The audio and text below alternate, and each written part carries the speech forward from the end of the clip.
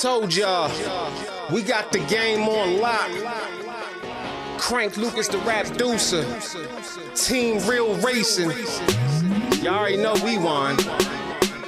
Off-road racing, quickest in the desert. To the finish line, passing through the checkers. It's Team Real, we just much better. When we on the track, we apply that pressure. People lined up screaming from the sideline. When they see the UT class fly by, or they see me in the truck doing drive-bys, in the Parker Dam or in the Baja. Every time you see me rolling through inside a buggy, and I'm counting up the money, cause I came to multiply it. Push a 1200 horsepower in the motor, you don't really wanna race me, I dare you to try it. Started up the engine, now my wheels on fire. Zooming through the track while I'm burning up the rubber. Better get them slow waves out of my water. You don't wanna see the shark or there's a crusher. It's Team Real, y'all know what the biz. Crank Lucas, and I'm spinning on the wheel. Doing 160, pass you so fast when the wind hits your body, get the chills. Telling everybody they can eat my dust, but I guarantee you won't beat my best. Popping champagne when I'm at the finish line and I'm holding up the trophy and I beat my chest. What first place look like it's me? I don't do twos and I never met a three. People know the Team Real logo when I'm running through the desert and I'm running all through the streets. Never have to cap my race game tight. My vehicles can go all night. Foot up on the gas, I can never brake right because I'm allergic to all the red lights. Team Real, Team Real. Everybody thinking that they faster till they gotta race. Team Real, Team Real. All about the speed and you can see it all up in my face. Team Real, Team Real. Real scared money don't make no money. It's Team Real, Team Real. Hit the motor rumble and the tires burning from the rubber. Team Real, Team Real. Everybody thinking that they faster till they gotta race. Team Real, Team Real. All about the speed and you can see it all up in my face. Team Real, Team Real. Real scared money don't make no money. It's Team Real, Team Real. Hit the motor rumble and the tires burning from the rubber.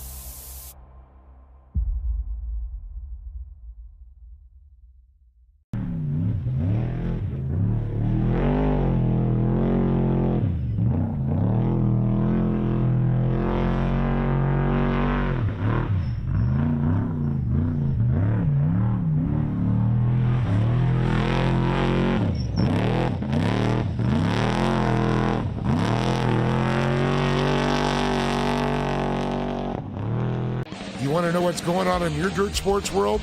Whether it's four wheels, two wheels, Dirt Sports World's got you covered. From the dirt to the dunes, we bring you the latest action in racing, to lifestyle, the newest parts, the newest vehicles, and what the superstars of off-road are up to.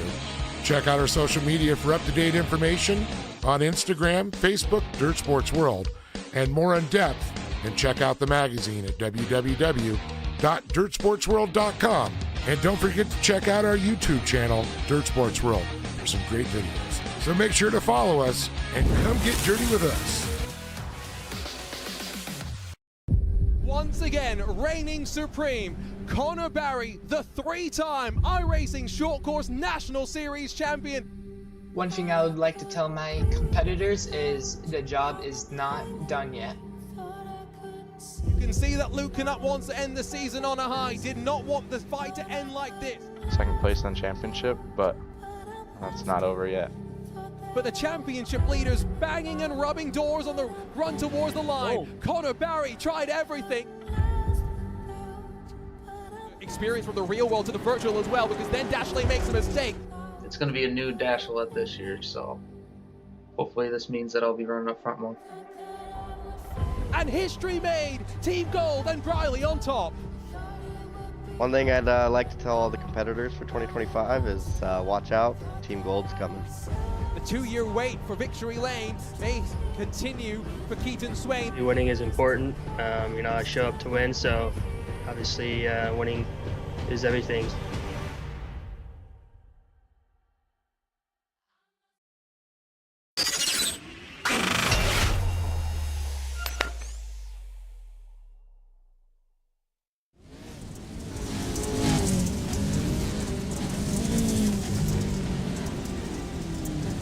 I don't have anything. After a week away, it's time to return to the iRacing Short Course Pro 4 National Series grind as we head to the Crandon International Raceway, but to its short configuration for another one of our regular season rounds. Welcome along to coverage presented by Team Real Racing and APV Simulators. Our Junior Kankapati in the broadcast. We're joined as always by the voice of off-road, Dave Arnold. And Dave, a couple of weeks ago, we had another one of our Triple Crown events at the Wild West Motorsports Park, but we returned to Crandon with the more normal event format as we head to the final stages of the championship fight. Yeah, I tell you, that Triple Crown was so cool. I mean, all the things we've done this year, Long Beach, you know, go to Reno, but boy, talk about moving to the Bull Ring, the short course at Crandon, never disappoints. It's always quick, fast, and good racing.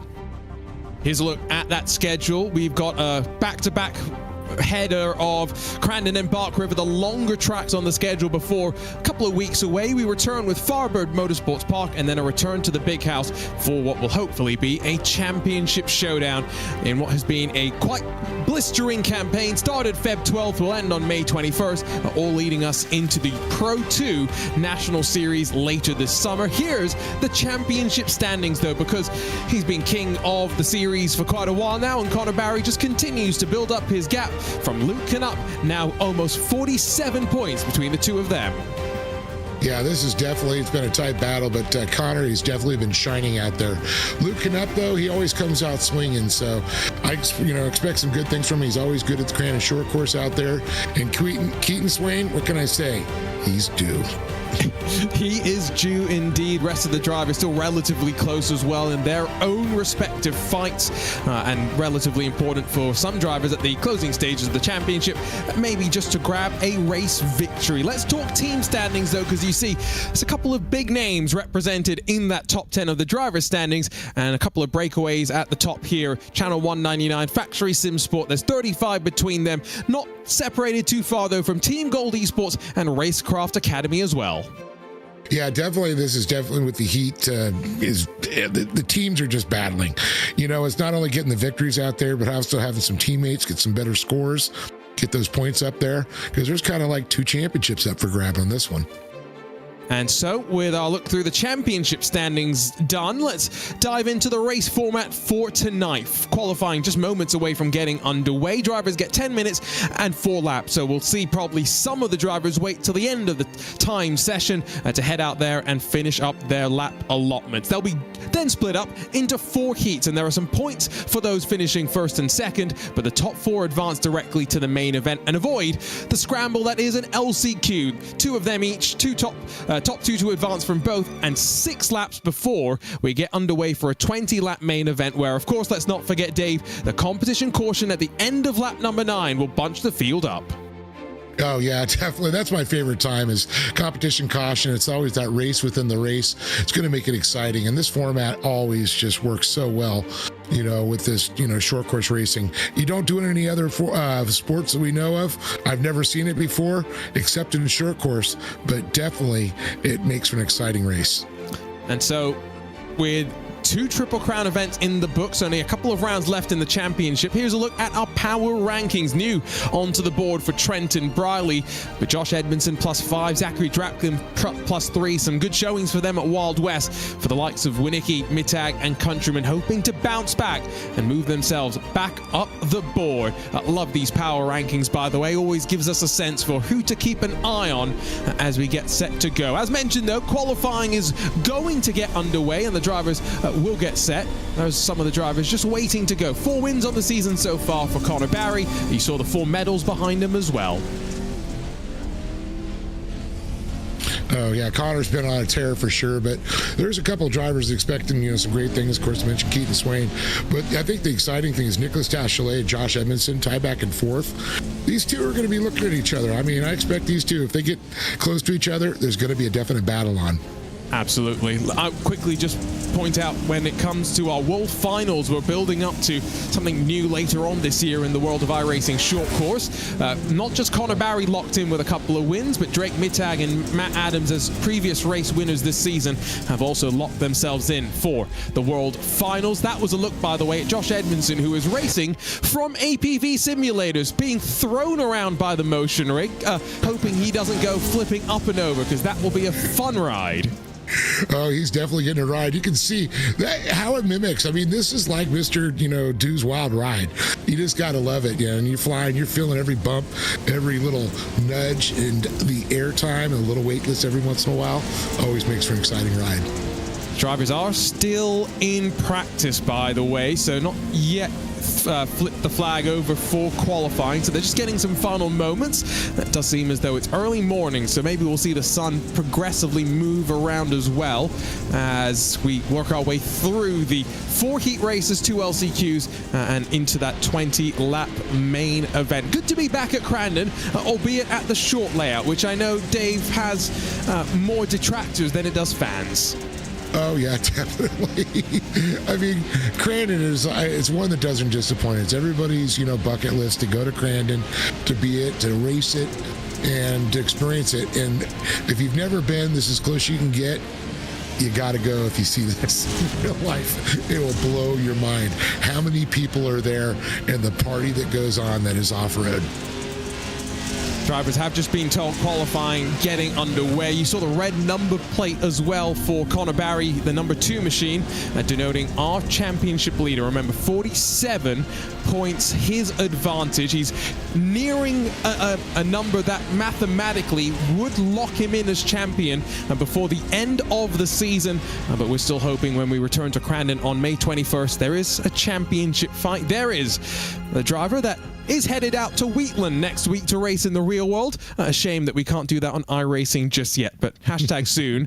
It has been coming, as we've been told, for many a year. 10 minutes thrown onto the clock, and here we go for qualifying. Is Connor going to go out there right away, or is he going to wait and let the rest of the field set the benchmark first? I think, Connor, because the nice thing is you don't have to run all your laps at once. Maybe you go out, throw one down, see how that kind of does, and then you got to set your benchmark, and then it's like, all right, it's on like Donkey Kong now.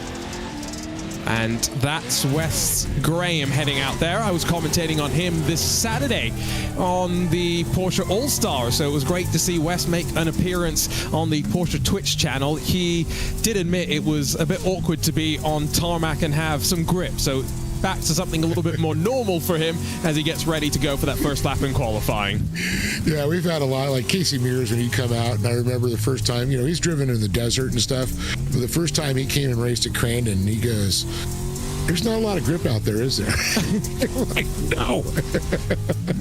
You expected, all right, I'm going to turn. Well, I'm still going straight.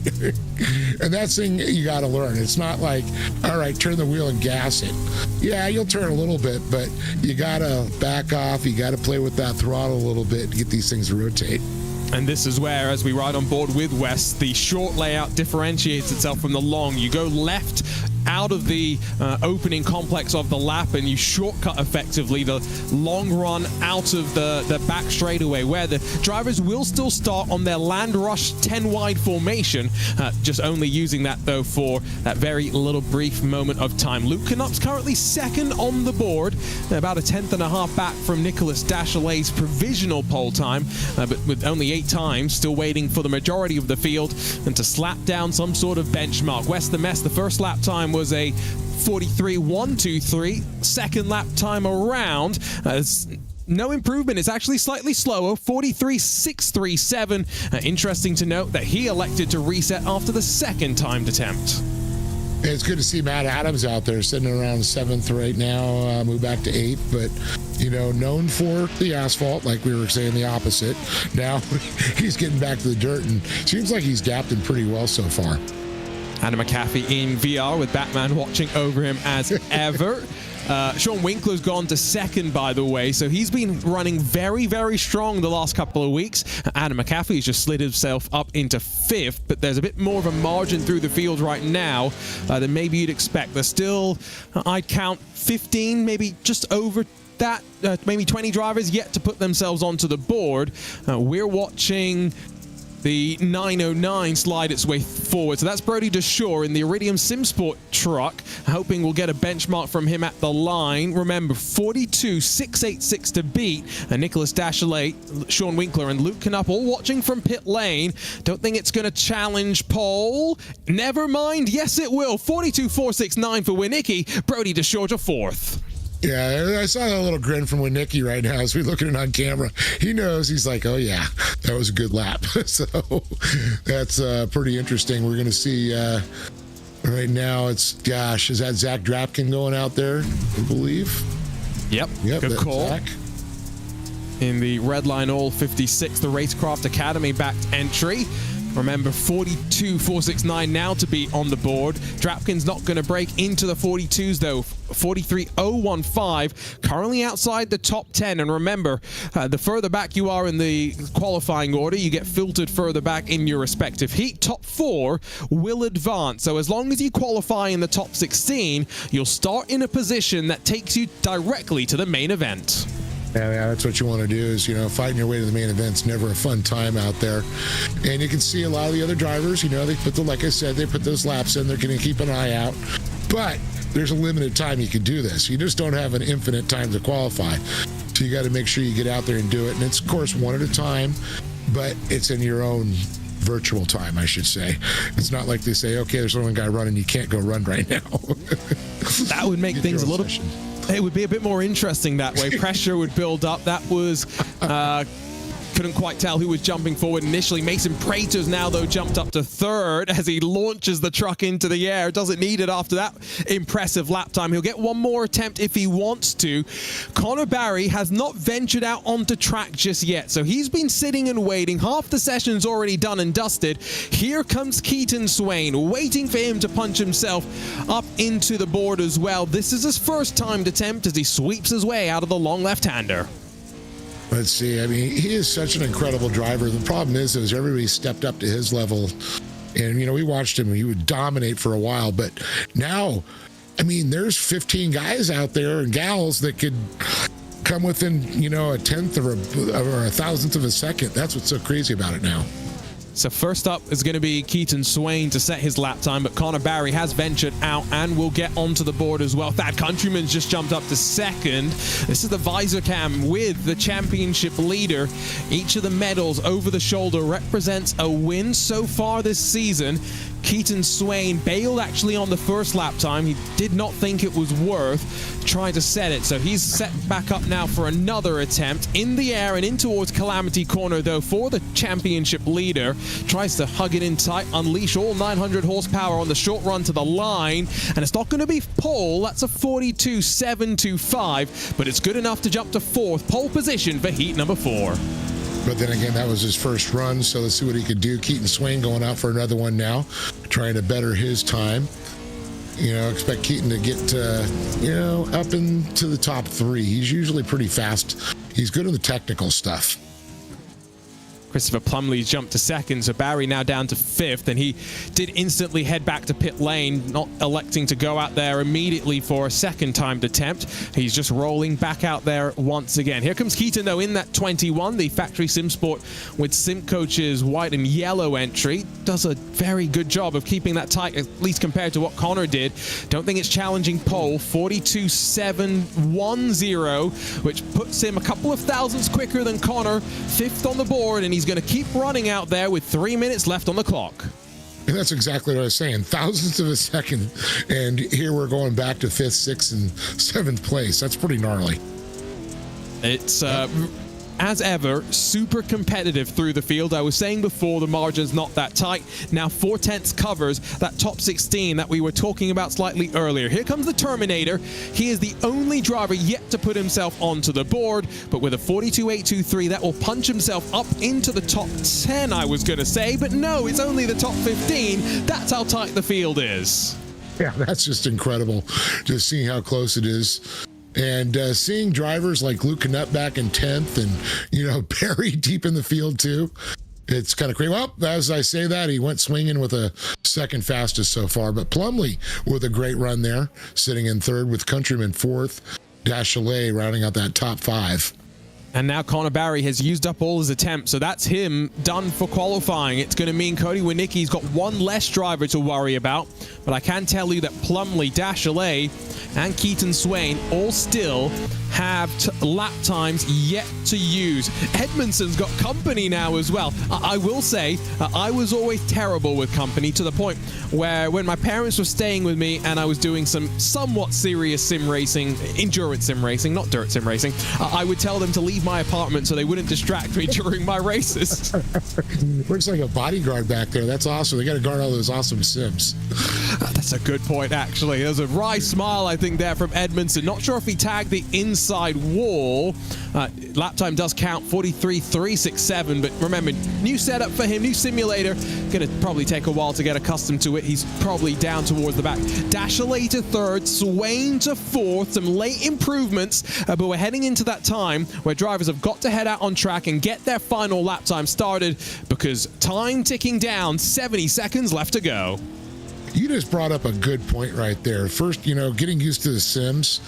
It's one thing just to be stationary and moving. Now imagine moving around, shifting gears, hitting your mud muncher, turning the wheel, hitting your brakes, pedals, and it's like patting your head and rubbing your tummy. And Josh is someone that we've talked about it, usually races in VR, so he's probably also getting adjusted back to what looked like some sort of a monitor in front of him, whether it's triples, yes, an ultra wide, or whatever. Another complexity to add. That's the long left-hand sweeper. Remember, the difference between the short and long layouts here at Crandon, we will still have that 10 wide start. We're watching Christopher Plumlee. So he's 5th right now. That would put him 2nd in Heat 1, but with 20 seconds left on the clock, is he going to get back around to finish this lap? Because once the clock strikes 0, that is it. Qualifying done and dusted, in the books, and you're yoinked off the track. There's a look at a driver in virtual reality, and as the seconds tick away, it's going to be too little too late. Plumlee stuck in 5th. Man, he had that second spot for a while, so he's got the speed, and he was trying to get up on it. He was on a good click.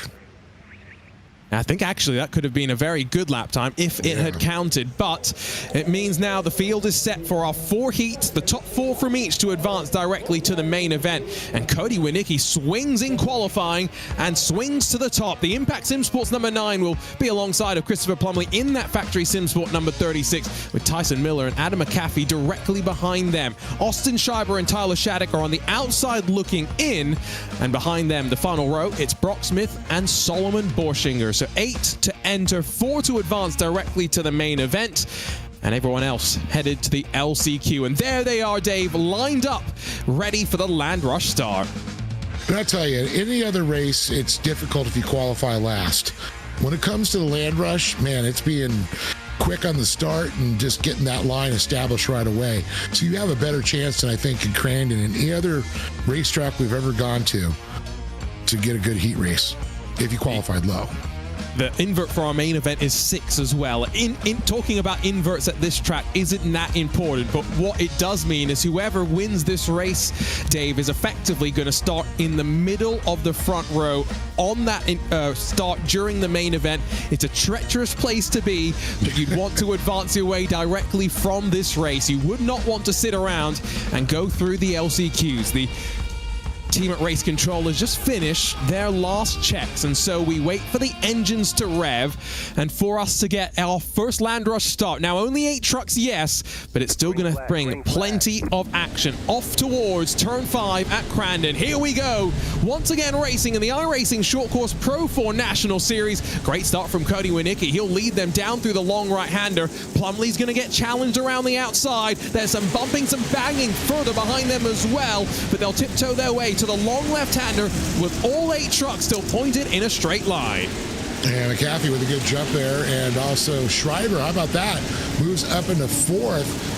And, you know, Brock Smith, McAfee, they were back there, and Borschinger. But it's Winicki leading. Plumley looking to the inside right now with Tyson Miller and Schreiber trying to battle it out there. You can see the Terminator right on the heels of Cody Winicki as Winicki and Plumley fight for that top spot, door to door. We have effectively had a full lap for free as officially we cross the line and start the first lap of the race, but with Christopher Plumley in front and now Cody Winicki really having to try and watch behind because it's not just Tyson Miller, but Brock Smith's joined the fun as well. All 8 trucks only split by 2 seconds so far. Rather tidy as we get underway for the 6 laps, and you can see them single file for the most part. It's only Solomon Borschinger that's losing some time right now. Yeah, Smith had a great run, moved in that 4th position. It looks like there's a little gap between him and Miller. He's going to try and tighten that up through the gravel pit at this point. But McAfee, he's got to keep an eye on him back there. That's that last qualifying position for Smith. He doesn't want to go that LCQ. So you can imagine he's going to go into protection mode. If not, try to move forward on Miller trying to make the move. Couldn't make it stick. And Dave, just, you know, I'm speaking as the somewhat layman here. This track, even though it's similar in nature to the longer version, the longer configuration, it just seems like it races totally differently. Races a lot more like a bull ring. Well, yeah, there's no time to rest. I mean, you're constantly getting that truck sideways. Not often do you have a steering wheel right there, and then bam, you turn it again. You're leaping, you're flying through the air, and then up, you're on the binders and you're rotating. There's no resting. There's no rest for the wicked. Probably not too much of difference in terms of setups, but like you say, it's that mentality, they're not having a chance to breathe. 6-lap heats, not that long, so we are going to breeze through our first stages of the race. That's some contact as Adam McAfee leans on Brock Smith. Now, these drivers need to be careful. They don't want to separate themselves out from those front 3, because that would mean just one transfer spot to fight over, although that looks like Cody Winicki in front's got a great run through the long left-hander to open the lap, and he'll try and challenge Christopher Plumley, so there's some action at the front of the field. There's some action for the transfer spot as well as McAfee almost launches himself on the inside and now loses out to Tyler Shattuck. Yeah, I was going to say a little too aggressive going with that turn and shapes and speed. Had a little contact there. Had to back out. But the battle right now with Plumley and Winicki. Plumley, he's got that inside line coming up over the Polaris Leap. Into Calamity Corner, he's going to go. Winicki's going to try and switch off, take that inside line. Plumley's going to keep it tight and hold on to that spot across the stripe. I will say, if a corner's named Calamity Corner, it usually has earned that name as well. So it's something that we've always got to keep an eye on. There's that 36 still leading the race, driver in virtual reality behind the wheel. And this is one of those disciplines in the world of sim racing where virtual reality is used a bit more, Dave, than in some of the other ones. Like, for example, the Porsche Esports Super Cup, where most of the drivers just race on regular monitors. Yeah, and that's a question I'd like to ask somebody who's done both. What's the advantage or disadvantage of either one? And, you know, I know you can, I mean, even in road racing, you got to look around. You can see where your competitors are. Someone's coming up your inside. You know, you can catch a little whip by the corner of your eye. Where the monitors, you know, it's kind of, you have to do more of a scan. It's kind of a weird, I'm kind of curious to see what drivers would say the disadvantages of either one. I think for this particular format of racing, it just makes a lot of sense to me, right? Especially given how close quarters the combat tends to be. It's stretched out slightly, though, onto the penultimate lap of the race. So one more lap to go at the line. And Brock Smith still has to look behind him slightly because Tyler Shattuck, Austin Schreiber are still there. And the gap up to those top 3 has grown very slightly. So white flag will be in hand. One more lap to go in the first heat of the night. And I guess that is a good point that you brought up there. You see how close we are right now. Virtual reality with this close quarters combat could be an advantage. I do see that now. You know, because in regular racing, you're not going to see these contacts. You don't go bumping on road racing like these with dirt. Oh, look at this. Winicki looking at the inside of Plumley right now, door to door, trying to force him wide up against the wall. Winicki's going to hug it there, see if he can get that tail right in front of Plumlee to get him a little bit wide. Plumlee's going to have to switch up the strategy, go to the inside, take it low. Let's see, fills it with a slide job.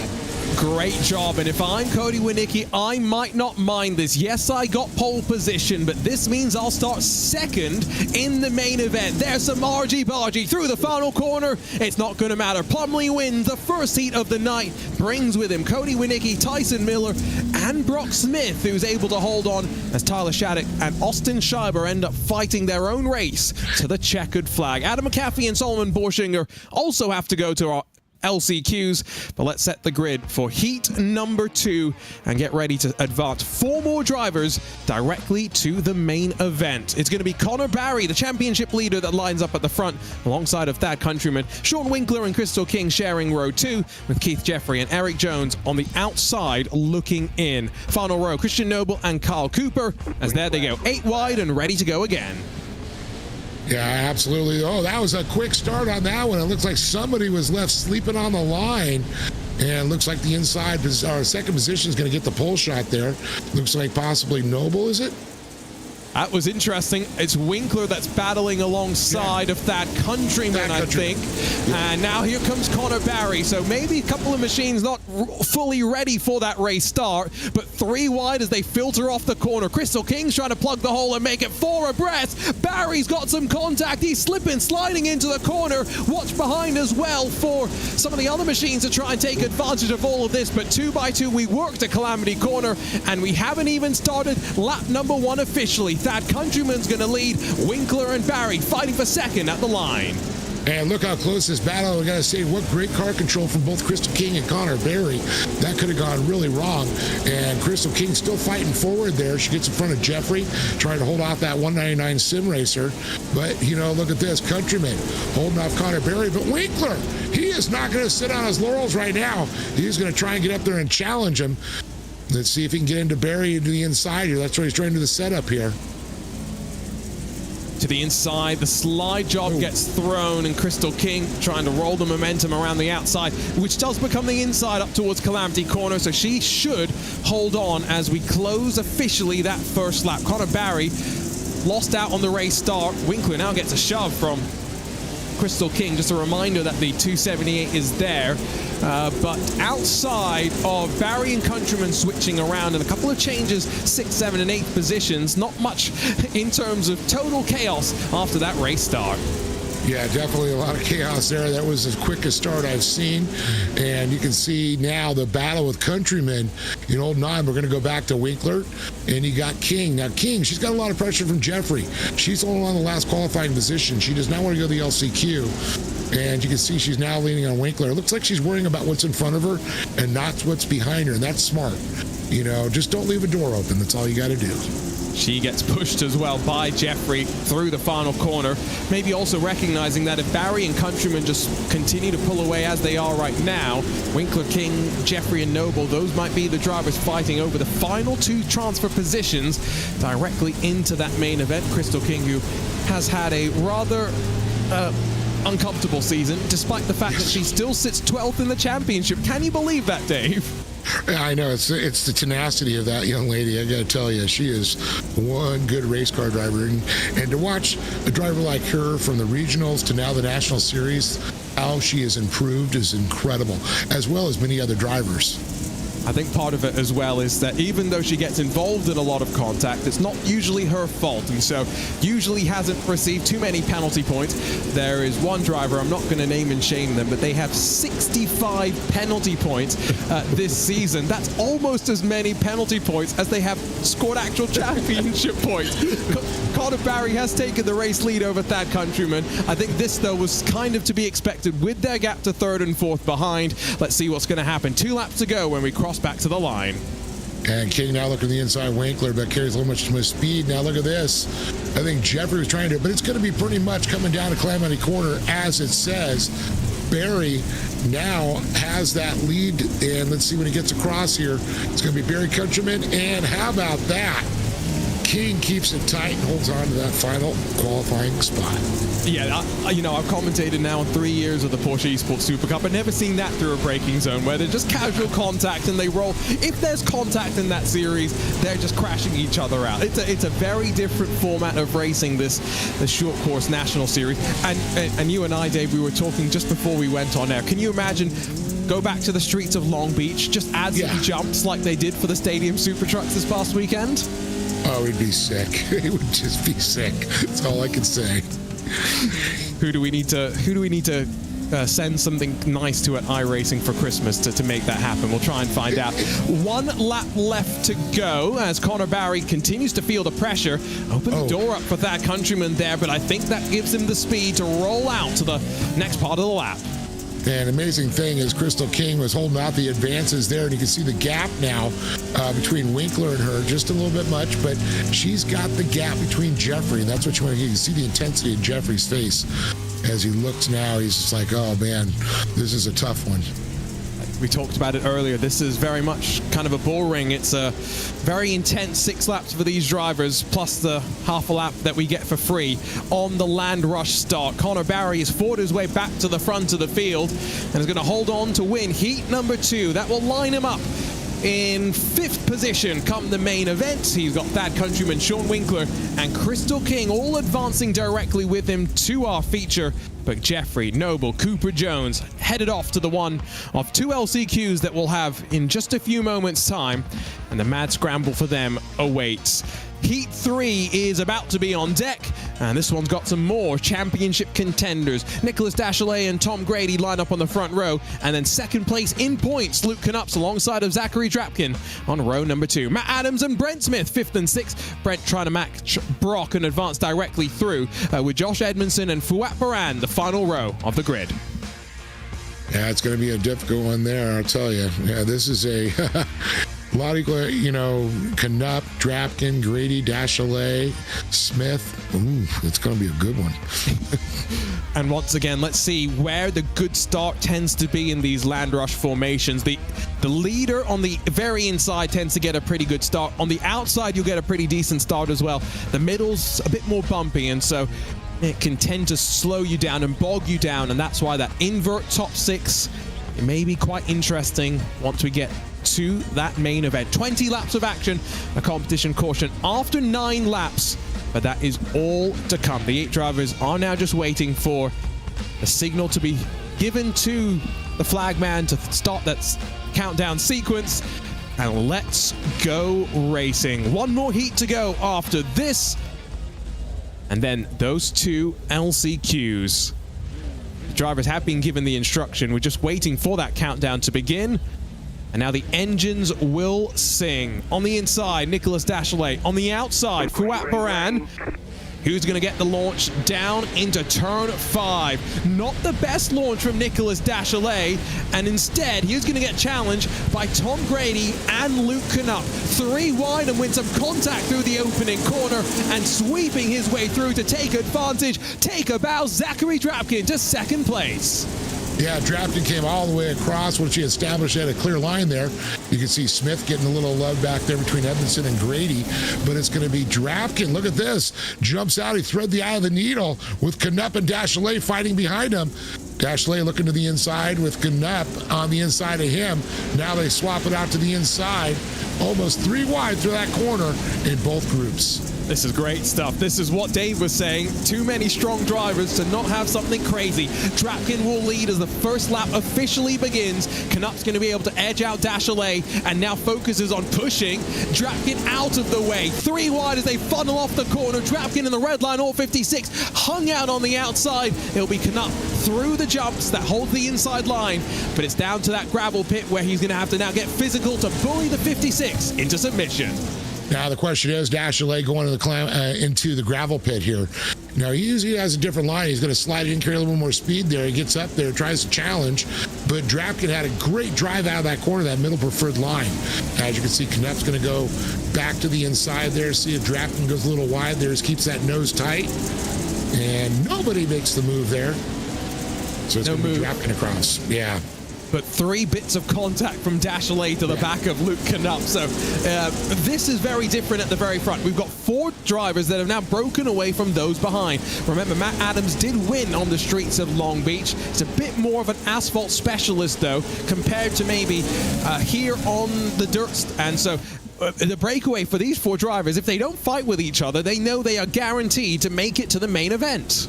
Yeah, Grady's really starting to close up and try to get back into the fight. He's going to see if he can keep his nose right on the tail of Dashley. If Dashley makes a move, he might be able to follow up through. Kind of open up the door, part the seas, I like to say. As you can see, Dashley fighting with Knupp. Cross that stripe once again. Knupp jumps to the inside. Now Dashley, he's going to drop back to the inside and see if he can keep that speed up through across the Red Bull jump. So the fascinating way by which the grids are set for the main event means that second place here is actually going to line up, if I've done my math correctly, which never trust a commentator's math. It's a dangerous proposition. On the inside of row number 2, which is actually a pretty nice place to start, and everyone else behind on row 2 as well. Knupp gets past. That's great by Nicholas Dashley to fight his way forward to that second position. Zachary Drapkin's got a bit of an advantage now, heading back to the line to trigger 3 laps to go. Physical. Knupp bullies his way back forward and to second place, but 7/10 the margin to the race leader. Yeah, I knew Dashley was going to try and make a move in the gravel pit. I thought it was going to be the lap before he went through it, but like you said, redemption for Knupp right back. But here comes Dashley to answer back. Starting to leave Grady a little bit of a gap, but these two are actually racing. Oh, contact with the wall a couple times by Knupp. You got to wonder if that's going to scrub a little speed off him as they head into the gravel pit again. Dashley's going to look low, try to push him wide, get him up in the marbles. And Matt Adams is not far away. This is getting more intense, more tetchy in these closing stages, and Grady's not going to be feeling comfortable. Will he follow Knupp through on the inside? He puts himself in the hole, but now the long way around through the opening corner. There's the 404. Only a couple of truck lengths away now with 2 laps left to rumble. Ooh, Grady gets pushed out wide, not totally out of line, but he's going to be looking in that rear view mirror. Yeah, unfortunately, Edmondson, Smith, and Boran really pushed back to the there, because you can see right now, Matt Adams, he might get into this fight after all, but a white flag will be coming by next time past the tower here. Oh, look at this. A lot of speed down the inside. Little contact with Grady. Matt Adams has joined the fight. Tries to shave a bit of the right front fiberglass, sends it up towards Calamity Corner, and opens the door on Tom Grady. And so with 1 lap left to go, he's fought his way up into a transfer position. The 535 thought about sliding back through the opening corner, but he's got to get it done now on this final lap of the race. Yeah, if it's not the gravel pit, it's been Calamity Corner. We've seen the passes there already. Nowhere else have we seen it happen. I think it's such high speed through those, but when those guys get in those corners there, it's about who's going to outbrake who coming in the gravel pit or Calamity Corner at that point, or out accelerate. It's not that close to the front of the field, and so after what was a quite spectacular move through the opening couple of corners, maybe a contender for Move of the Year already, it's Zachary Drapkin that will win the 3rd heat of the evening. Luke Knupp behind him. You can see what it means to Drapkin as well. Dashley and Grady will grab 3rd and 4th position. Matt Adams will miss out by 0.2 of a second. Oh, that could have been so much closer if it was a little bit more physical on the run towards the line. There's confirmation of the result. Adam joins Edmondson, Smith, and Baran in having to fight his way through an LCQ. But for Factory Sim Sports, squeaking 2 of their drivers through, they'll be quite happy with that result. 4th and final heat. It sends Keaton Swain and Mason Prater out there on the front row with Trenton Briley and Brody DeShore behind them. Wes Graham and Dennis Mickelson then 5th and 6th positions. We just crossed Kirchmeier lining up on the final row. Aidan Irvine, as ever, doing the race control duties behind the scenes. But here we go as we get lined up for the final heat of the night. Yeah, this is going to be an interesting one for sure. Keaton Swain, Mr. Dry Spell himself. He's been consistent, he runs, but man, that elusive win still is probably ticking in the back of his mind. He's going to be driving like a man possessed for sure, but man, talk about more talent. Mason Prater, Trenton Briley. So I look down the list here. Dusher, Graham, Mickelson, Kirchmeier. They're all drivers that are fighters, that's for sure. Good effort in qualifying. Yeah. Good effort in qualifying from Mason Prater, that's for sure. At one point was up there in the front 4. That would have put him on pole position for one of the heats. The drivers, once again, though, have been given those instructions. Eyes to the lights, rev those engines, and let's get ready to go. With 6 laps on the board, you can see the trucks waiting to get released, and off and away they go. It's a good jump from Trenton Briley, but he's going to get pinched on the run down to the long right-hander.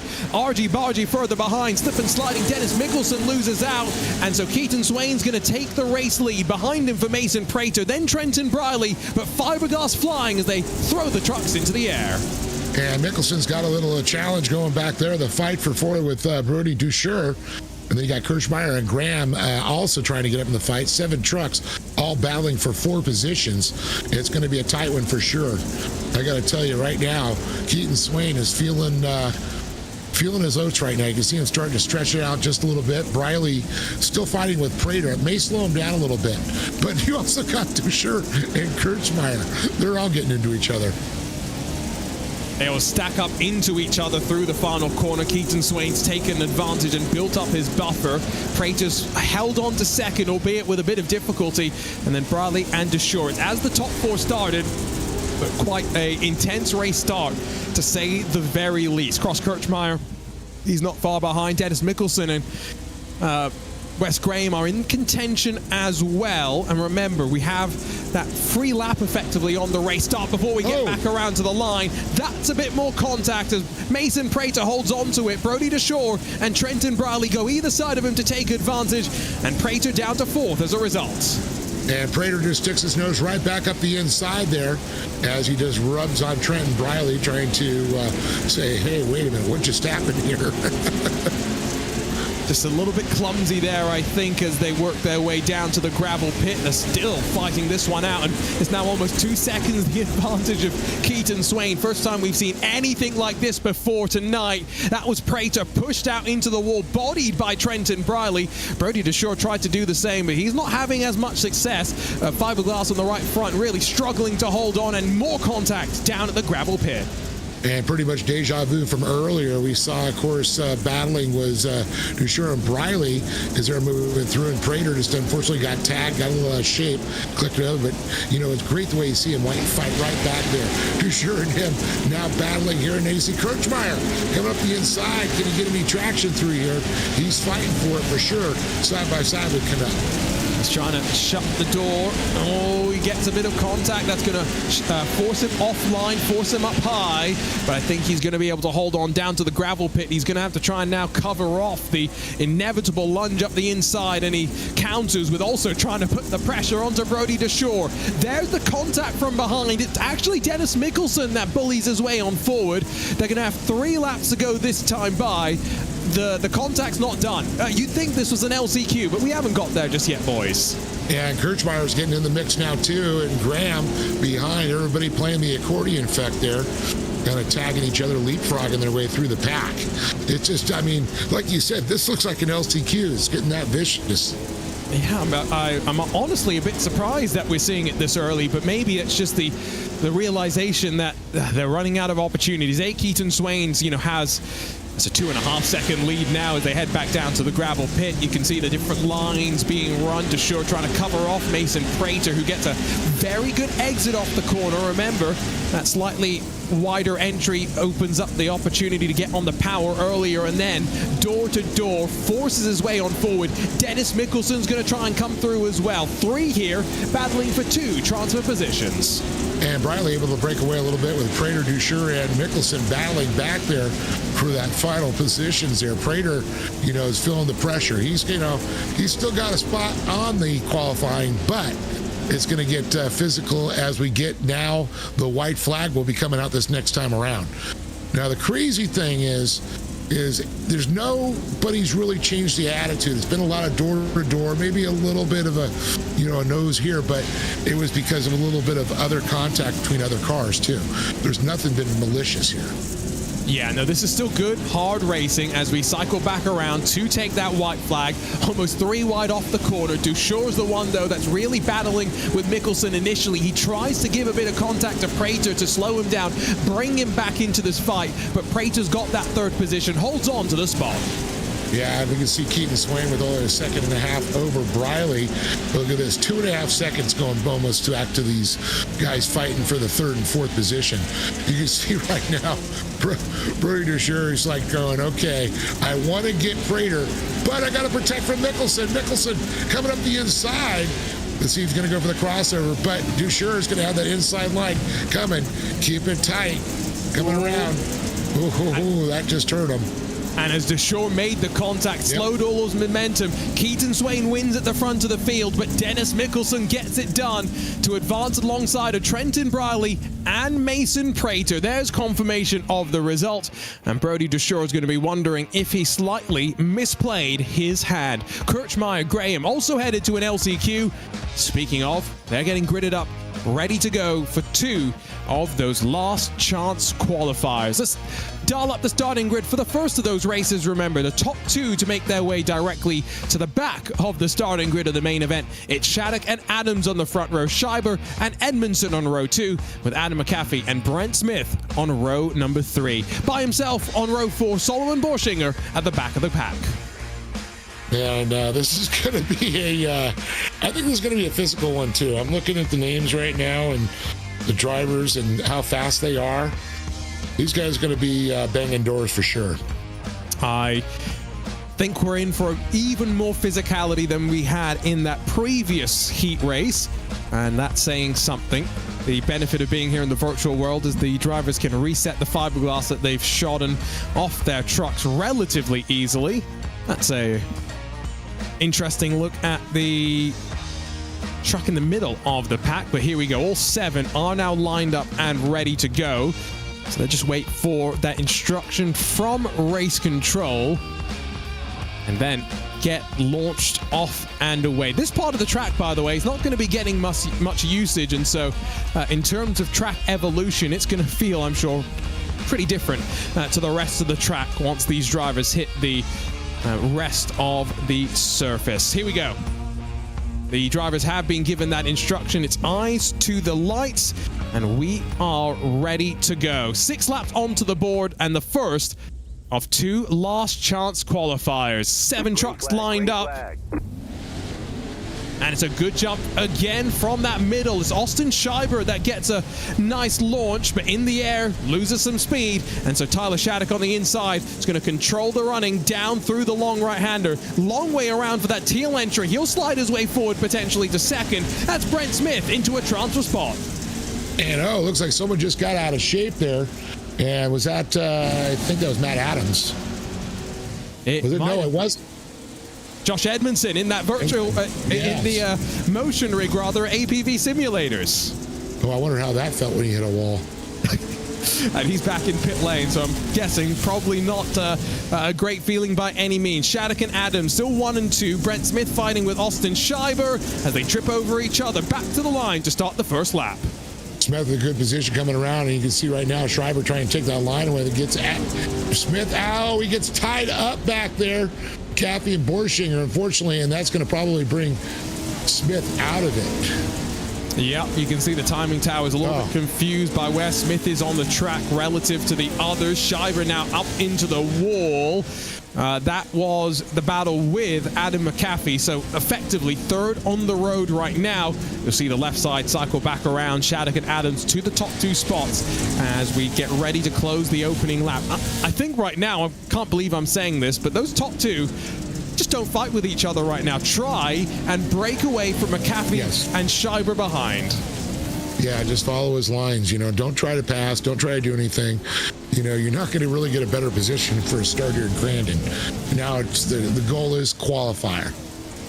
The difference is do you start 17th or 19th, I think, for these drivers right now. So, like you said, tomato. Flip the coin. Here's the replay, by the way. Let's see what happens to Edmondson, and then we can try and figure out what the ride was like in the motion rig. You see it through there, 3 wide there. Seeing Edmondson jumps off, and there it is. Comes over, moves over, and it's contact. Ooh, man. Talk about straight into it. I hope he had seatbelts on for that one. Otherwise, he's going flying straight forward into the steering wheel. Either that or he took his head into the LCD screen. the dangers of motion rigs. I guess, to be fair, you turn them up quite high and you can do that sort of damage. I did see a video of a Simcraft motion rig that Jordan Taylor was running. He was running the motion so strong, it shook the rig apart. So just don't do that and you'll be fine. 3 laps about to be complete, 3 left to go. And again, all these top 2 have to do, don't fight with each other, and they'll be at the back of the main event starting grid. Yeah, but I tell you, talk about adding realism right there. Having that motion rig has just got to be the coolest experience. You can see McAfee right now looking at Adams and Shattuck. They're doing a great job. Just stay out of each other's way. Just follow those fast lines. McAfee's just going to have to find a faster line around. But right now it's Adams and Shattuck. Adams can run asphalt lines right now and be fast. He's not dicing with anybody. Yeah. And confirmation, top 2 to advance. So Brent Smith, Josh Edmondson, they're done for the day. Solon Borshing is slightly further behind Austin Schreiber than I think he'd want to be with 2 laps left to go. It's really just, can Adam McAfee close? I mean, he is now closer than he's been on those previous couple of laps. Last lap alone gained about a tenth and a bit. As he did the previous lap, he's just running out of time, running out of laps to make this move happen. Yeah, it's just, coming fast in this bull ring. I mean, 6 laps happen in a blink of an eye. Some people watch this like, oh, it's a good little, qualifier 6 laps. But when you're racing it, it's over. It's like, man, I could have used 2 more laps. Happens so fast. 6 laps on the longer version of Crandon, that feels like a lot longer than 6 laps here at Crandon Short, which really do just fly on past. 1 more lap to go though, and I think on this lap McAfee might have lost out a little bit more. You can see he closes back up through the final corner. He seems very strong there, but onto the white flag lap, he closed up another 10th last lap, but it's still going to be a little bit too little too late. Tyler Shattuck and Matt Adams, 1 more lap to go before they make it to the main event. And you can really see Shattuck and Adams, even McAfee's using the whole track, trying to take the path of least resistance, is what I like to say. Being smooth, not scrubbing off too much speed, carrying your speed up into the turns. Shattuck goes a little up. I'm kind of amazed at, with all the marbles that get thrown up, that the guys are actually finding some traction up there still. We're seeing some good talent, and I'm sure they're only adapting as the conditions continue to change. LCQ1 sees Shattuck and Adams advance as they fend off the challenge from Adam McAfee, who unfortunately misses out on the main event alongside of Austin Schreiber and Solomon Borschinger.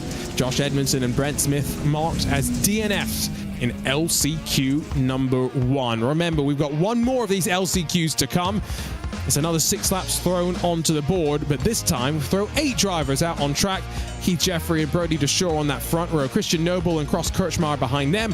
Carl Cooper, Wes Graham, 5th and 6th positions, with Eric Jones and Fouad Baran at the tail end of the starting lineup. So an extra truck to join the fray, but expecting a similar sort of chaos down towards the opening corner. Oh, yeah, this is going to be interesting. I mean, now we're throwing a whole bunch more trucks at that first turn. It only gets so wide. There is a day coming when iRacing will let us pack however many cars and trucks we want onto any track, I would hope. I hope to run the first race with 100 trucks here at Crandon. Just imagine how crazy that would be. You have to do an Australian pursuit, and whoever's left, every time you lap somebody, they go off the track.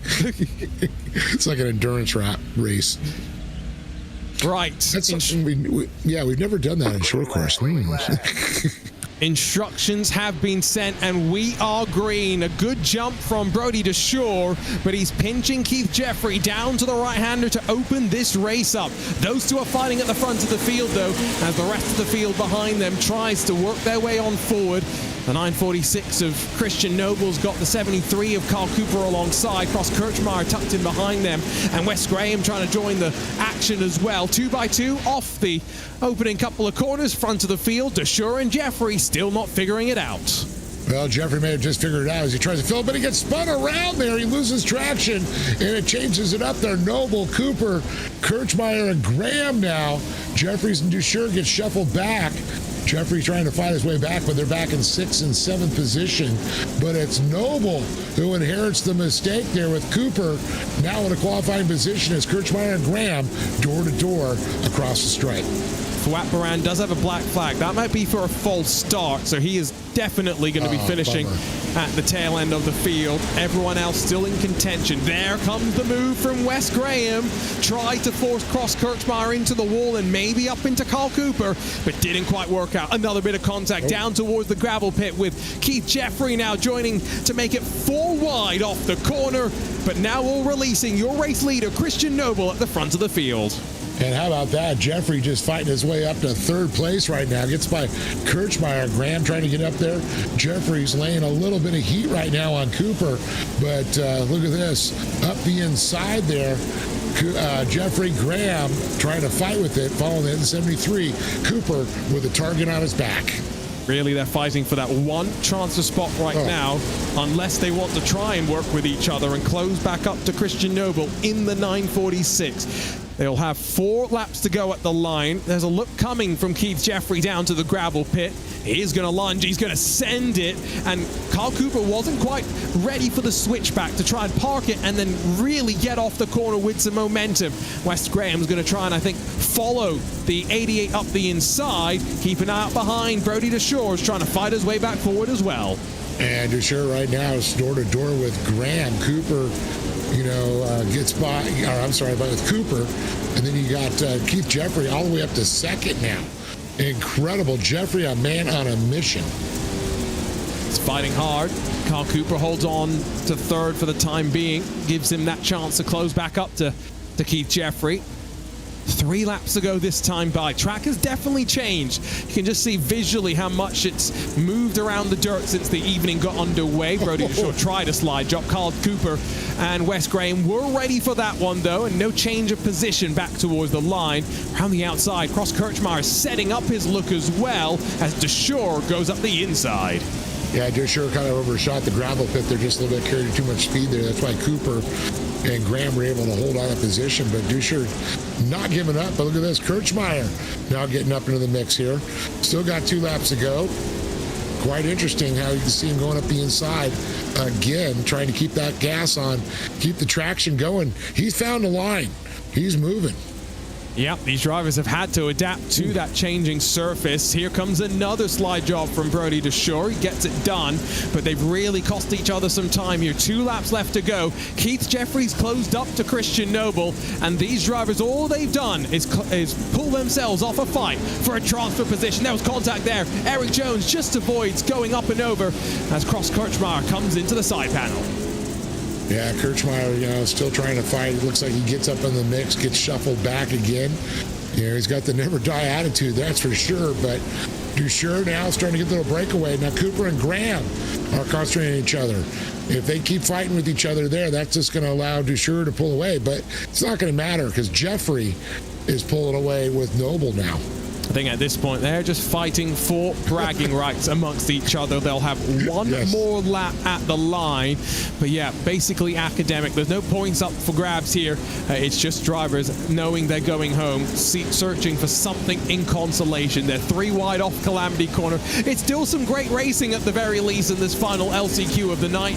But again, Noble and Jeffrey in control on the final lap of this LCQ. Yeah, I'll tell you, the last 3 races, the last heat race and the last couple of LCQs, been a little physical. Not necessarily the leaders have been breaking away in the last 2. It's been everybody fighting behind second. We do have a comp caution on lap 9 of our main event to pack the field back up if we do have any breakaways in those early stages. But that is all to come. We do know, though, that now, after surviving this final LCQ of the night, it's going to be Christian Noble and Keith Jeffrey that make their way to the back of the main event starting grid. For Brody DeShore, for Carl Cooper, Eric Jones, and Wes Graham, fights to the line, but academic, they're done for the night. Confirmation. Christian Noble. Oh, sorry. Confirmation of the race results. Remember, top 2 to advance. Everyone else done for the night, Dave. Well, the amazing thing is Noble wasn't even really a factor there until the mistake we saw and fortunately Desher and Jeffrey got into it. The amazing thing that Jeffrey was able to work his way all the way back up through the field to a qualifying position. But Noble just, I mean, I tell you, right place, right time. Sometimes it's better to be lucky. So we have 2 minutes and 30 seconds before we'll get the main event underway. Remember, drivers that have been waiting since their heat race have a chance to head back out onto track and see how it's all evolved. Track has a lot more evolution given the short configuration. Lends the drivers a couple more laps to run their way around the track. Maybe final setup preparations as well, dial in any adjustments they want to make, and then get ready to go. We'll have a top 6 invert as well, which does mean the winner of heat number 1 starts in 6th position, right in the heart of that first starting grid row. So I was just looking when they were coming out of the pits there, they had all like the NASCAR style giant boxes there. You will never see that. They're back in the pit. They're back in their normal pits. They have both big toolboxes, but seeing that setup there is like, okay, there's a little liberty there. We'll forgive them. They needed to place them somewhere at least visible. So there you go. If you were ever wondering, based on iRacing, no, those are probably not wheeled out there. Back in the paddock, that is for sure. What is out there, Dave, in the real world? What would a pit lane in a short course track kind of look like in the real world? Well, I mean, they actually will have like I'm going to call it almost looking like a chase truck setup. They'll roll out there with some UTVs. They'll bring some extra tires and a floor jack. And some tools. That's really about it. Maybe a belt. See, the problem with short course racing, it's such a short track. It's not like we're out there for 100 laps. Main event, let's say 18 laps we're doing. That happens so quickly. If you don't get in during a comp caution or during a caution flag, you're just going to be instantly changing a tire. Maybe pulling some fiberglass off. I've seen guys throw a belt on real quick, but other than that, there's not much you can do. It's pretty much over at that point. Well, these drivers have the benefit of having the free reset button, which is always a benefit, both in terms of getting back out there quickly, but also the hit to the pocket. But there's a cycle through of our different drivers. There's Tom Grady, who's got a treadmill apparently behind him in his sim racing room. It's his warm-up. My warm-up Is that a gun safe there, Lovely? I always used to warm up for sim racing by eating some food, as all high-performance athletes do. What do they do? Get their Mountain Dew or their Death Energy or whatever Mexican food I can find down the road. I use California. There's some Mexican food around the corner that's always pretty good. There's Nicholas Dachelet, though. These drivers have been given their instructions to roll off to the starting grid because we are ready to go.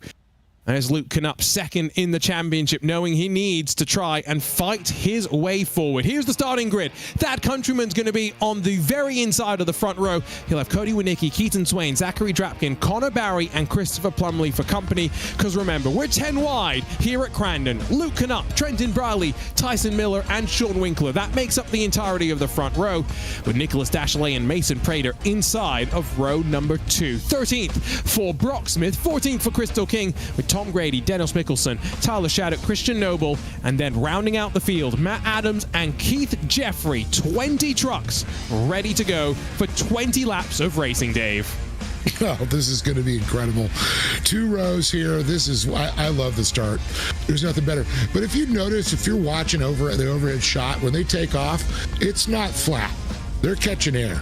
So when you're landing back down, and that's why you see some of these trucks sometimes, they're not ready for it. They can get out of shape quickly, even before you get to that Forest County Potawatomi turn number 1.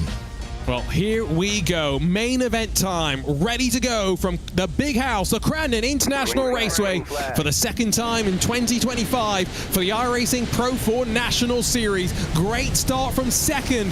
What's going to happen as they filter off to the long right-hander? There's some contact on the outside. Connor Barry, I think, avoided all of the chaos, sweeping their way through to the first jump of the lap. It's Cody Winicki and Thad Countryman still side by side. Winicki gets all sorts of cattywampus, holds onto the machine as well, but we're almost 4 wide down to the gravel pit.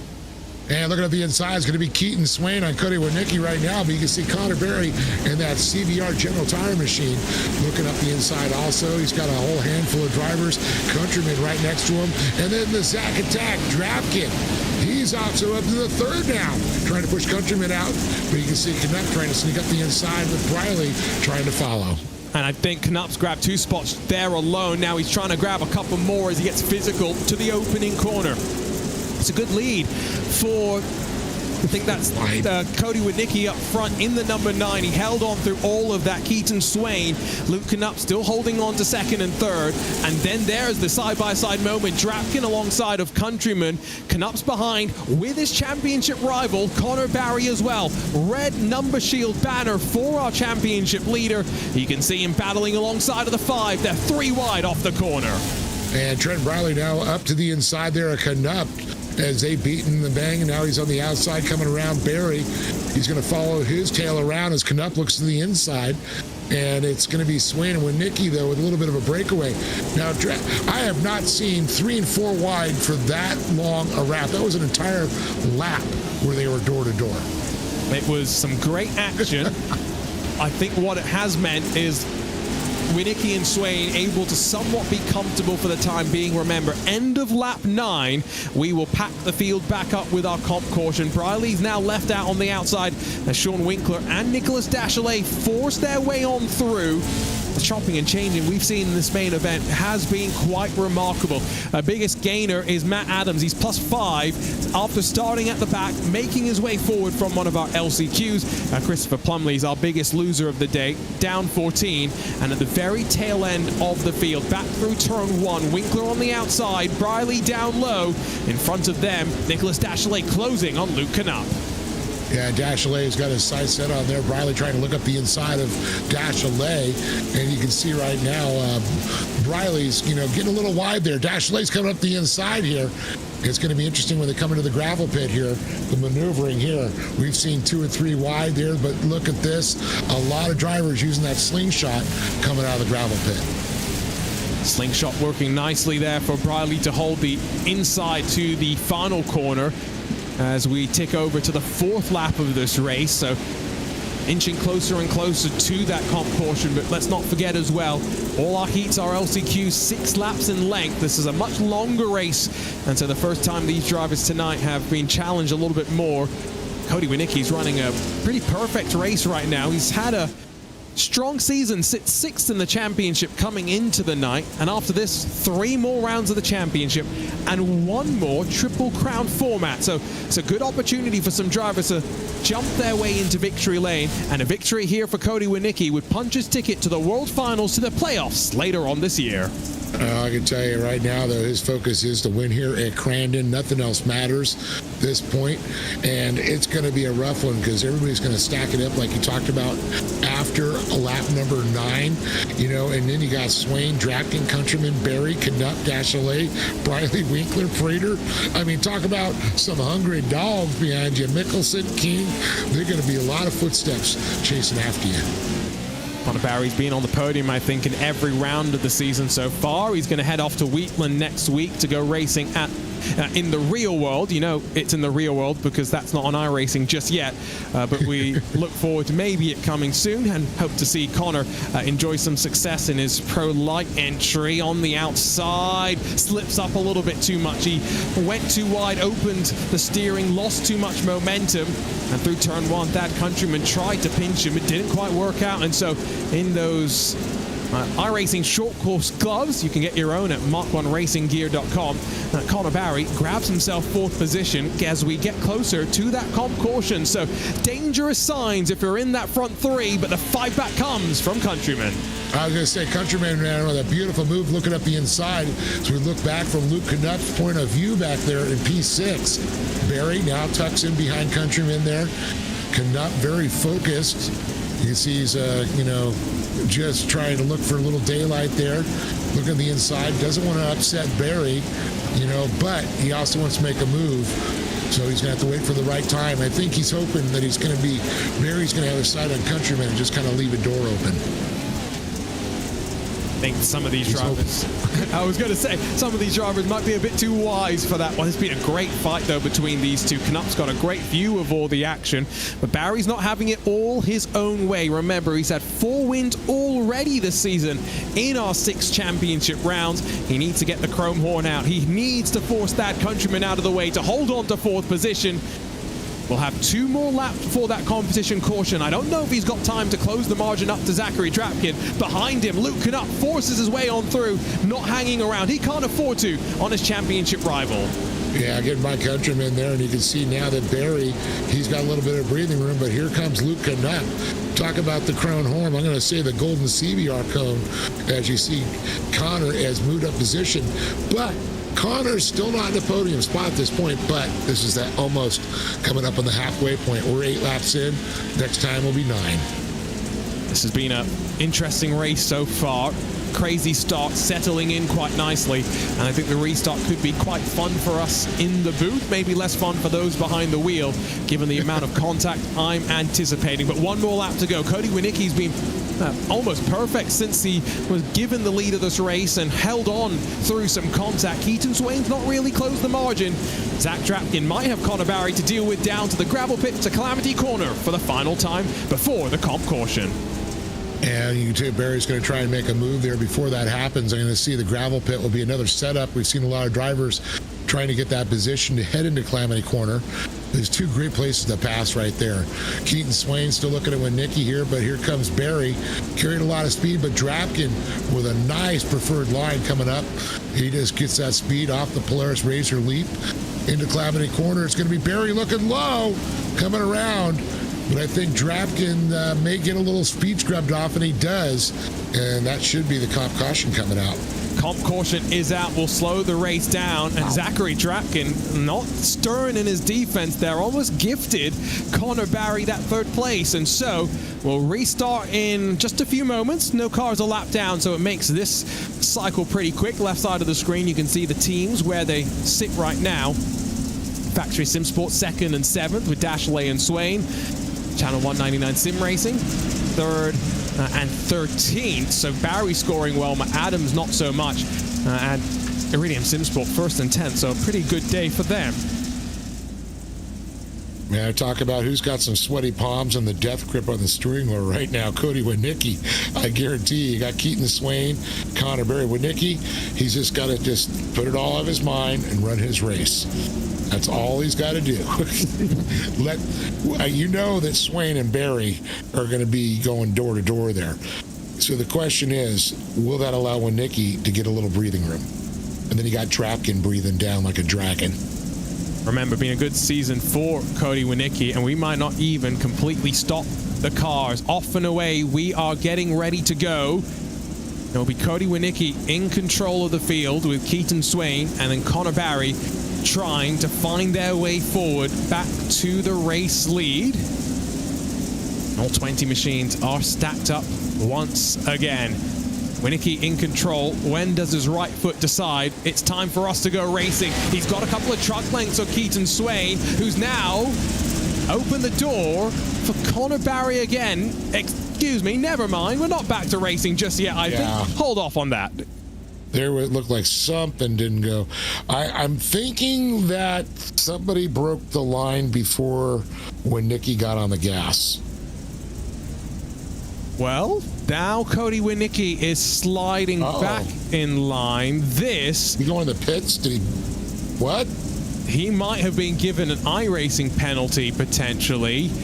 And maybe that is why. That is not a driver that knows what's going on right now. Too slow is the word that I've been told.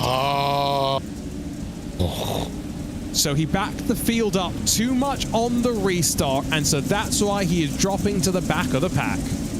Oh, talk about a gut punch. Oh, my goodness. That is a double-edged sword. When you're leading around there, you gotta, you're trying to play games to throw the other drivers off, and then that happens. Ouch. So close, flirted a little bit too close with the fire, and so now you gave him the nickname Mr. Dry Spell. Keaton Swain's got a golden opportunity to grab a victory here at Crandon. Off and away we go. Connor Barry in pursuit. Zach Drapkin, Luke Knupp, and Thad Countryman the rest of the top 5. Down to the gravel pit, Drapkin on board. We sit with a Redline All 56 machine. Top 3 get through relatively unperturbed. The contact from Luke Knupp sees him go to the outside on the run to Calamity Corner. I think Keaton Swain's best friends could be Drapkin and Knut and Countryman right now, even Dashalet. They want to get up there into the mix. But look at this, Connor Berry already trying to move in the outside. He's going to switch it around, but Keaton keeps that tail in his nose. Now look at him trying to go to the inside again. But Swain, he's going to be pushed to the outside. Let's see how it's going to happen as we go by the barn. He won around under the Ponte. Ooh. He won 3 to open up the season, did Connor Barry, before Drake Mittag and Matt Adams were able to steal wins of their own. Back to victory lane last time for the number 2. We've had a week away, let's not forget, but full focus on this particular event for all our drivers.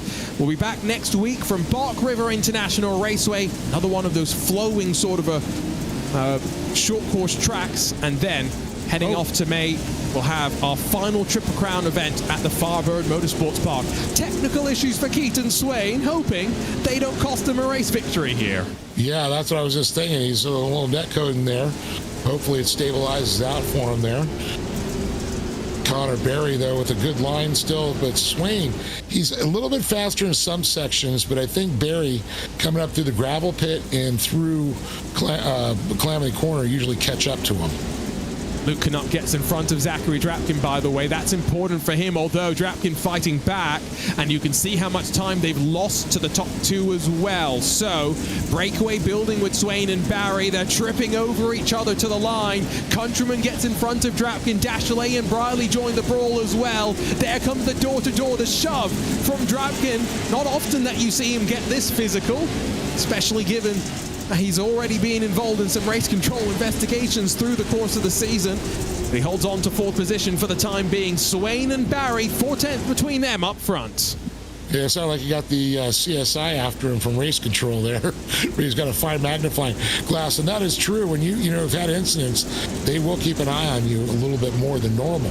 But, Drapkin doing a great race, holding on strong in 4th, and you know what? These 2 drivers can go. But look at this, Briley coming in hot there, a little bit of an accordion effect. Dashalet getting a little pounded there with Countryman, and Briley Prater trying to make his way up through the pack. He's up to 8th. As we go on board with Countryman. 5 laps to go, and so everyone knows closing stages of this race, it's very much do or die time. Make your moves, or it is not going to happen. And so for Connor Barry, I think this is a situation where he doesn't have to make the move, Dave, right? He's already in front of his main championship rival, Luke Knupp. He's on the podium right now, but he's a racing driver. He wants the win. He wants the 2 points he could grab by being at the top step. Yeah, and who doesn't want another medal? Oh, look at this. Look at the inside there. Little net code out by Swain. Seems to be in the same spots every time going across that stripe there. Fiberglass goes flying right now off of Swain from contact there. Little door rubbing there. You lean on the fenders a little bit. That's what they're for. That's why they're fiberglass. That's why they come off. Maybe the little bit of net code actually is also going to make Barry a little bit more nervous. He doesn't want to get involved in anything as a result of something out of his control, and so sits behind through the gravel pit. He'll have 3 laps left to go. We jump on board with Trenton Briley. He tries the crisscross on Nicholas Dashalet. Works quite nicely. He slams the door shut, or tries to. Back up to the final corner. The 23 asserts its position on the inside. Mason Prater's there too. Sean Winkler, Dennis Mickelson in the fray. A couple of truck lengths behind as Briley throws it back up the inside. It's been a great race here at Crandon. I have to say, I said it wasn't the best layout, but the short course has shown plenty of good racing so far.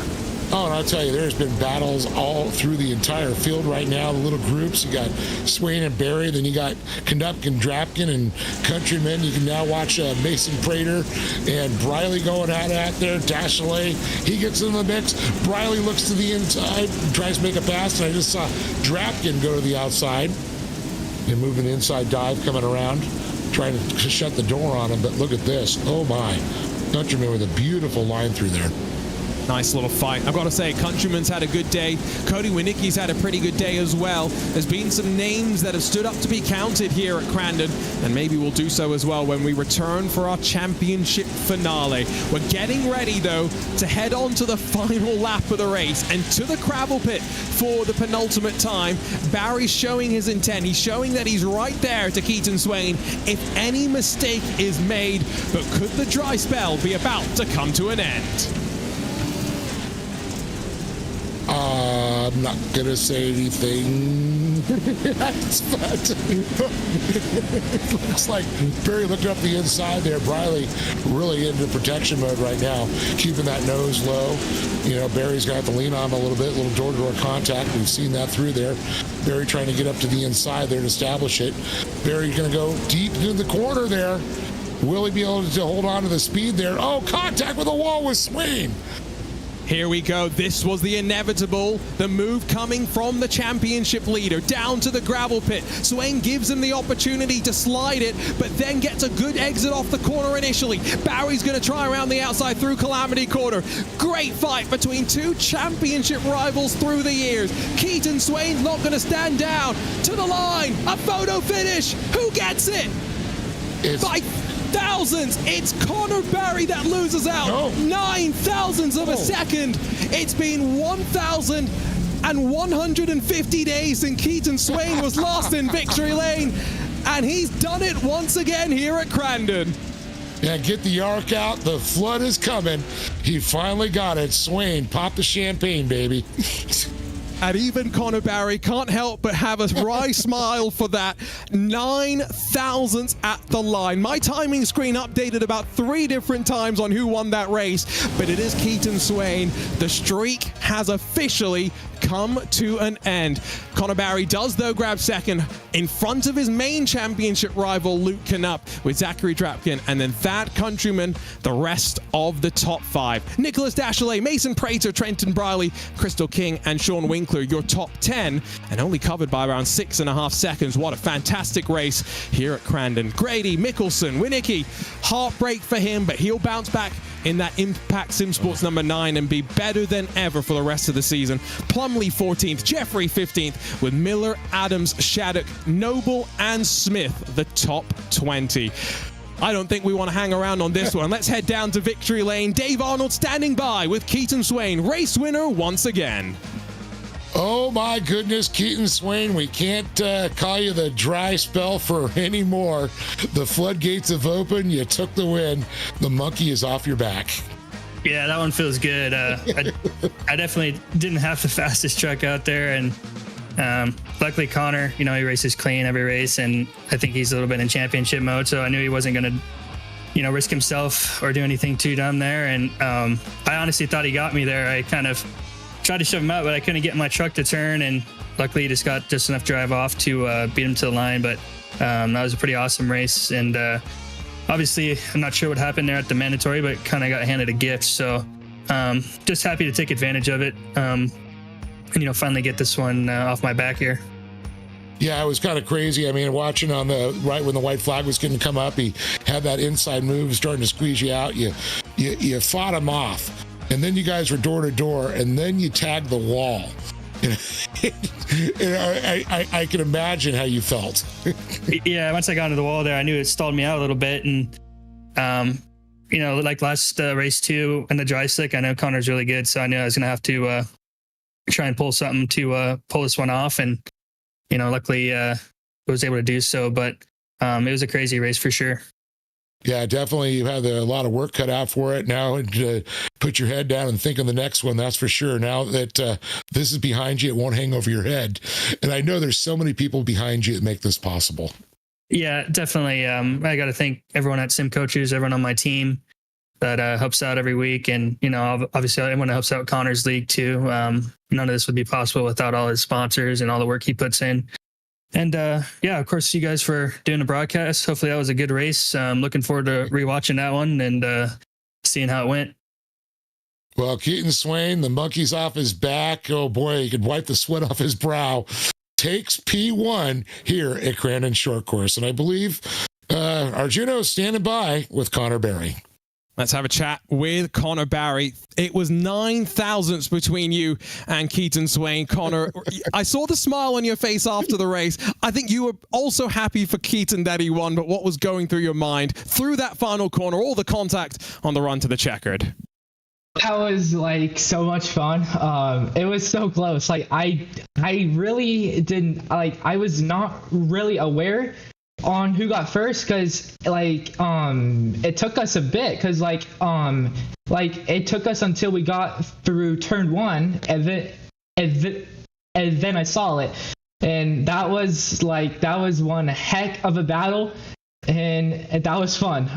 I'm so pumped on that. I came up short, but it's okay. Swain Swain is good, and I'm glad that he was able to go out there and win.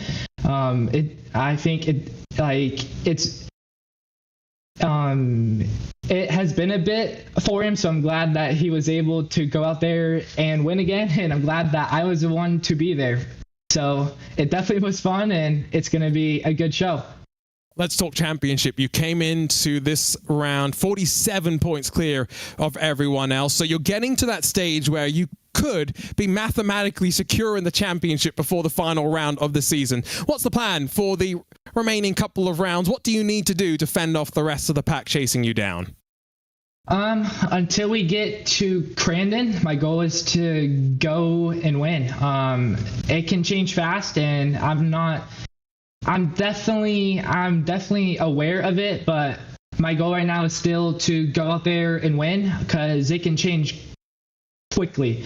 Like on that start, I think I fell back to like 8th or something. So it can change fast. So my goal still is to go out there and win. And once we get to Crandon, we might be able to play it safe. But until then, we are going to go for wins here. Another solo round for you, Connor, in your Channel 199 sim racing machine. Best of luck this weekend in the real world as well. We'll see you next week as we roll on once again in the iRacing Pro Force Short Course National Series. Thanks, guys. So Connor Barry joins us. Next up, Luke Canup standing by with Dave Arnold. Luke, talk about a hard fought third place, that's for sure.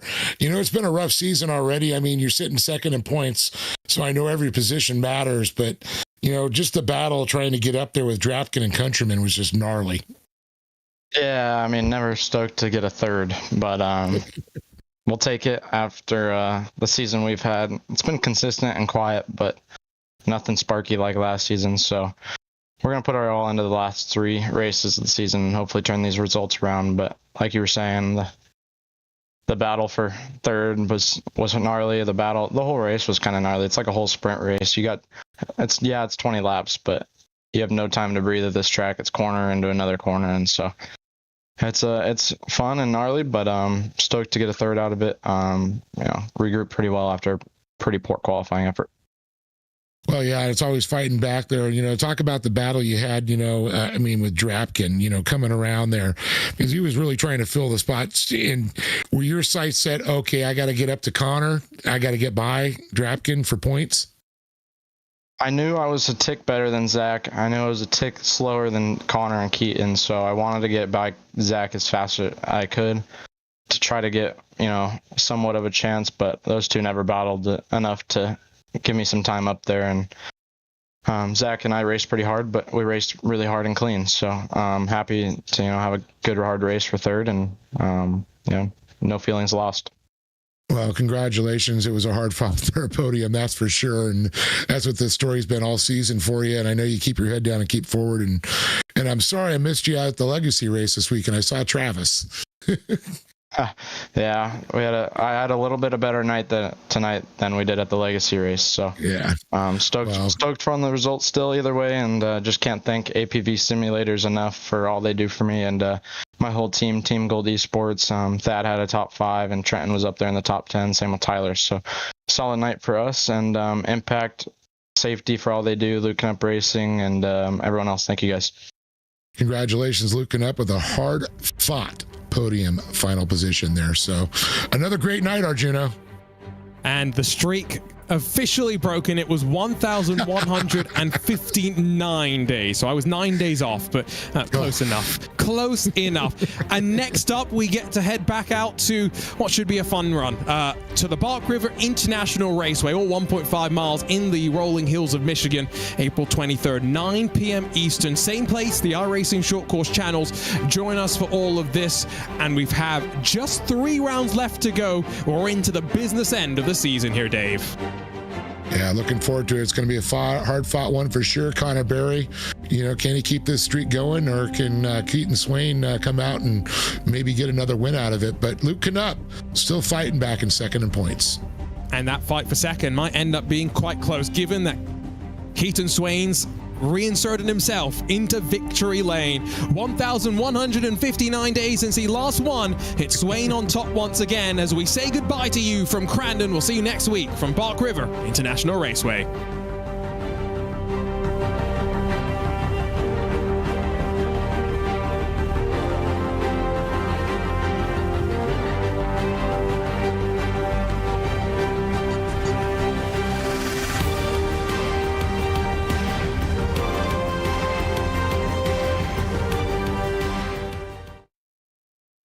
Once again, reigning supreme, Connor Barry, the 3-time iRacing Short Course National Series champion. One thing I would like to tell my competitors is the job is not done yet. You can see that Luke Knupp wants to end the season on a high, did not want the fight to end like this. Second place in the championship, but that's not over yet. But the championship leaders banging and rubbing doors on the run towards the line. Oh. Connor Barry tried everything. Experience from the real world to the virtual as well, because then Dashley makes a mistake. It's going to be a new Dashlette this year, so hopefully this means that I'll be running up front more. And history made! Team Gold and Briley on top. One thing I'd like to tell all the competitors for 2025 is watch out, Team Gold's coming. The 2-year wait for victory lane may continue for Keaton Swain. Winning is important. I show up to win, so obviously winning is everything.